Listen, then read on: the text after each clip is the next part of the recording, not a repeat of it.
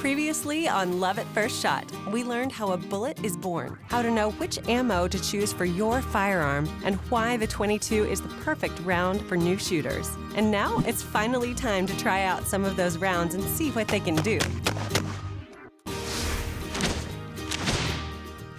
I'm Natalie Foster, and this is Love at First Shot, sponsored by Smith Wesson.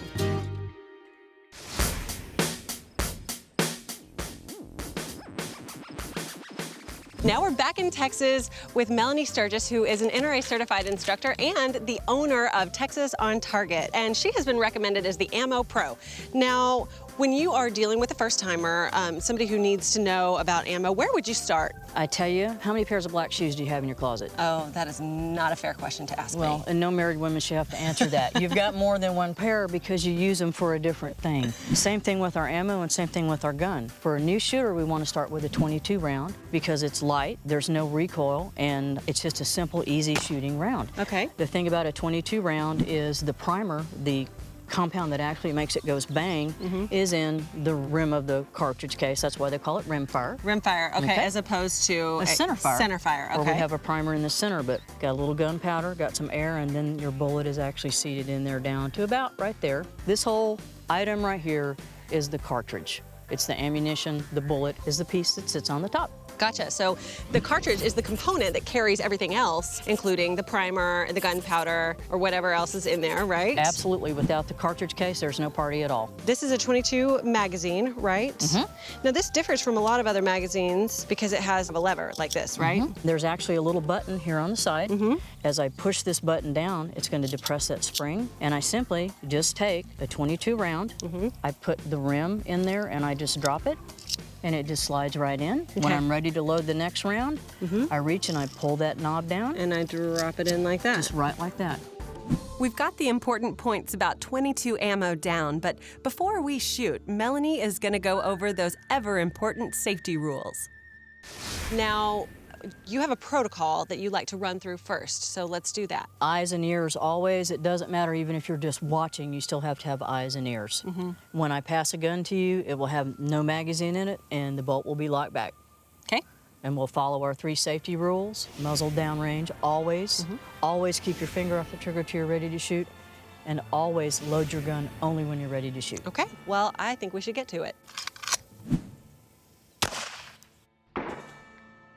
Natalie, you did a good job. Thank you. This was from our .22 pistol. Right. That's the size of the round compared to the hole that's there. And if you actually take it, it just fits right in. Ah, just perfect, nice and snug. Okay. Let's pop on down to this one. This one was the .22 AR platform you were shooting. Right. Now, keep in mind that the .22 for the handgun is exactly the same round that you would use for the .22 AR or modern sporting rifle.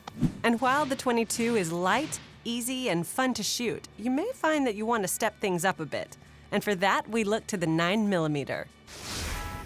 It's important to keep in mind that there are lots of different rounds out there, and we're touching on kind of the most popular out there. Is that accurate? Absolutely. And 9mm that you've got up here next is a very common cartridge. It's used a lot in shooting games. It's used a lot for plinking. It's used a lot for even home defense.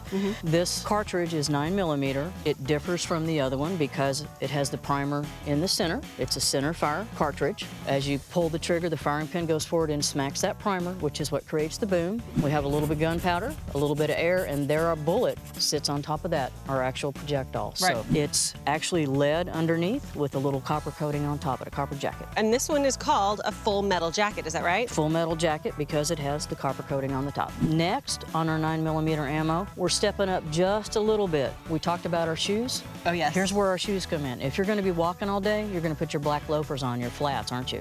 Well, it depends, but yes. Unless you have to look real pretty that day. Yeah, unless I have to look fabulous, then yes, I'm probably wearing comfortable shoes. And if you're going on a job interview, you're going to wear some business pumps, some high heels, right? So on this one here, the bullet is the only thing that differs. And if you can look on the end of this one, that one actually is has a hole in the center and it has a little stem sticking through. This would be more of a defensive kind of round because what happens is when this bullet impacts something, that little stem hits, the little slices along the bullet open up and it petals open like that, and it lets it go through. That's considered a hollow point, correct? Yes, ma'am. And it's a hollow point because the point is hollow, correct? Absolutely. Now, people think that the hollow point is the evil round, but in reality, they simply function differently. Is that right? If you're in a home situation where you need to defend yourself, if you use something like a full metal jacket, because a 9mm is a fast, light bullet, it's probably going to go through 1 or 2 walls or even more walls. A hollow point is designed when it hits, It stops. it opens up, it Right. mushrooms out, which slows it down.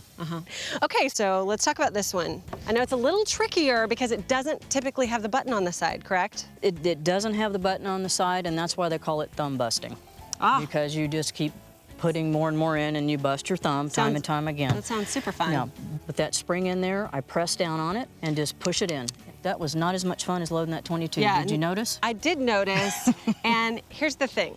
I pay a lot for my manicures, so I like to maintain them. I like this little device that we happen to have, oh so conveniently, that really spares your manicure. You just basically set it on a flat surface, put this over the top, squeeze it, push down, that depresses that spring magazine, drop it in, and open it up. And wasn't that easy? I mean, they're still fine. It's like working maracas, I'm telling you, it's easy. This is an M&P 9mm shield. Safety's on, I'm handling it to you. Okay. There you go. Gotcha.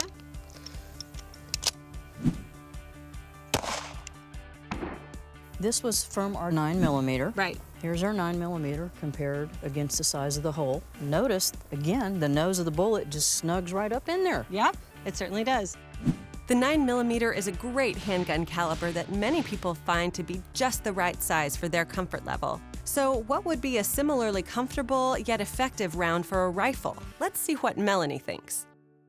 I have an extremely common round here, which of course is the .223. This one right here is a centerfire. We have our powder, air gap, and then our bullet actually goes down to about right there in this thing. This also, can you see a little tiny hole in the center? I can. This is also a hollow point. Okay. This one here, light, easily shooting round, no recoil, very little noise. This is a good round after I've started someone on a 22 with the rifle to move them up to this .223 round right here. Okay, so there's that magazine for you, and then the rounds. Okay. So now this, it's a little different from the others, right? It is just a little bit different. You see how we've got a little thing sticking up right there, the plate of that magazine? I sure do. I just put this on top, just right dead in the middle. Okay. Push it down. Did you hear a click? Oh man, that's so much easier. Absolutely, no doubt. Yeah. And these will stagger from side to side as you load it up. Okay. This other one here, I'm also just putting it right on top. Okay. And it's in. So you don't necessarily need a Lula for this particular type of magazine, although they do make them. So if you want them, they're available. They're totally out there for you. Bolt open, no magazine, safety on. Okay, thank you.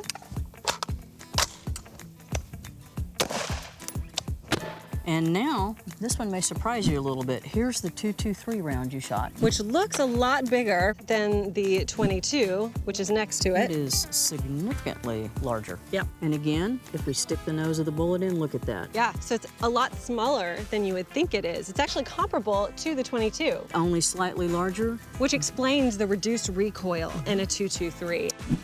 So we know what would serve as a good starter caliber for the first 2 gun categories, but what about the last? What would be a good, comfortable, yet effective round for a newbie in the shotgun category? We've got the 22, the 9mm, the 223. Let's talk about the 20 gauge here. 20 gauge is a common gauge that new shooters start out on. But the cartridge looks totally different. Yes. What color is this? Yellow. It is absolutely sunshine yellow. It's yellow for a safety reason because 20 and 12 gauges are very commonly shot, and you got to use the right ammo in the right gun. So we have our primer, our powder, we have a little bit of air gap, and then we have a plastic wad sitting in there, which is actually a cup. And inside that cup are a lot of little lead shot. So this is kind of what it looks like on the inside. You got a whole bunch of those little rascals rolling around So in they're there. really just BBs, is what I'm seeing, little balls. The proper way for me to hand you this gun is to have the ejection port open like that. Okay. The safety's on and my finger's out of the trigger. Okay, wonderful. Thank you so much. Now that one definitely has more recoil than the others. You did a very good job, by the way. Thank you. This is different than all the other holes. Instead of just having one projectile, you can see the shot that was in there. It's spread all out, mostly in the center because we were shooting a close distance on this one, so it didn't fan out a lot.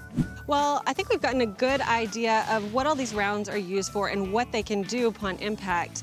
And I'm not saying that shooting sheetrock isn't fun, but I think, Melanie, we might be able to come up with 1 or 2 more things to shoot. What do you say? That sounds like a plan. I say let's do it. Okay, here we go. Ah!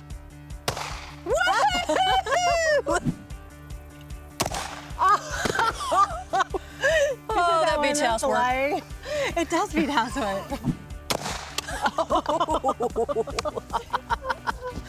Okay, here we go. Yoo-hoo!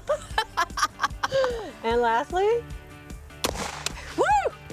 there is just not a lot that's that much fun. That's the most fun I've had making that big a mess in a long time. Fire. That was awesome. Okay, I've got one last thing I think we should shoot. I'm ready. Let's do it. All right, come here. Okay, so I've always heard that when you shoot a watermelon with a shotgun, it will explode. And I was thinking maybe it would be a good experiment. What do you think? Well, it's hot. It is hot. That's cold. This is cold. So why don't we eat that instead? That's genius. Let's roll. Let's do it. Cheers.